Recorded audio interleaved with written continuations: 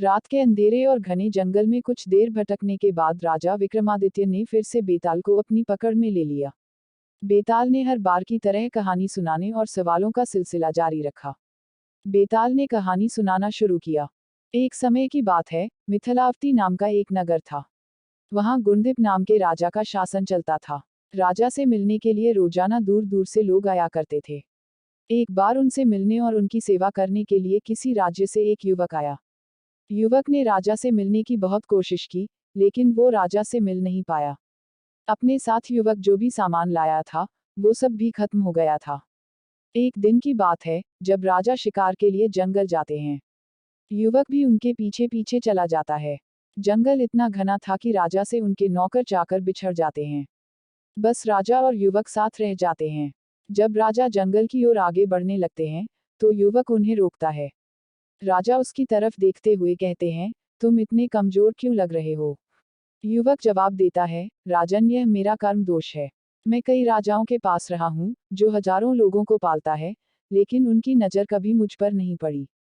अपनी बात आगे बढ़ाते हुए युवक कहता है, राजन, 6 बातें इंसान को कमजोर बनाती हैं: गलत व्यक्ति से प्रेम, बिना कारण हंसना, स्त्री से बहस करना, बुरे स्वामी के लिए काम करना, गधे पर सवारी और संस्कृत के बिना भाषा।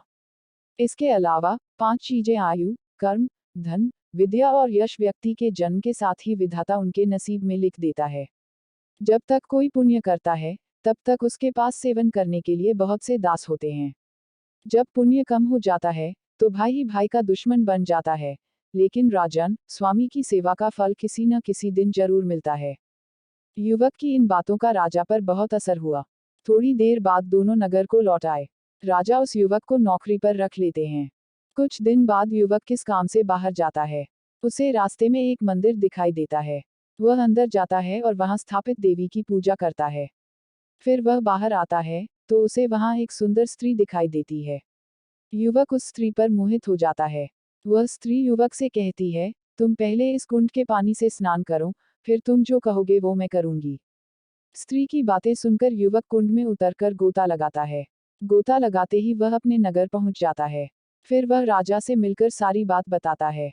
युवक की बात सुनकर राजा बोलते हैं, मुझे भी वहां ले चलो, मैं भी यह चमत्कार देखना चाहता हूँ।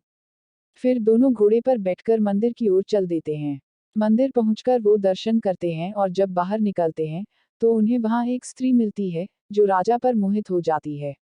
स्त्री राजा से कहती है, आप जो कहोगे मैं वही करूंगी। यह सुनकर राजा कहता है, तुम इस सेवक से शादी कर लो। राजा की बात सुनकर स्त्री कहती है, मुझे तो आप पसंद हो। फिर राजा उस स्त्री से कहते हैं, सज्जन इंसान जो कहता है, उस बात को निभाता भी है। इसलिए तुम्हें अपनी बात का पालन करना चाहिए। फिर उस स्त्री और युवक का विवाह हो जाता है। इस कहानी को सुनाने के बाद बेताल बोलता है, हे राजन, अब बताओ कि राजा और सेवक में किसका काम बड़ा हुआ? राजा विक्रमादित्य ने कहा, नौकर का काम बड़ा हुआ। बेताल पूछता है कि कैसे? राजा विक्रमादित्य कहते हैं, उपकार करना एक राजा का धर्म होता है, लेकिन जिसका धर्म नहीं था उसने उपकार किया है, तो युवक का काम बड़ा हुआ। राजा का जवाब सुनने के बाद बेताल उड़कर फिर से जंगल के किसी पेड़ पर जाकर लटक जाता है। कहानी से सीख, अपने वादे से इंसान को कभी नहीं मुकरना चाहिए। सच्चे मनुष्य की पहचान यही होती है कि वो किए गए वादे को कैसे पूरा करता है। वो यह नहीं देखता कि वादा पूरा करने के लिए उसे किस चीज का त्याग करना पड़ रहा है। उम्मीद करता हूँ दोस्तों, इस कहानी से आपको कुछ सीखने को मिला होगा। अगर हाँ तो वीडियो को लाइक और चैनल को सब्सक्राइब करना ना भूले। मिलते हैं ऐसे ही और एक मजेदार कहानी के साथ। तब तक के लिए जय हिंद, जय भारत, वंदे मातरम।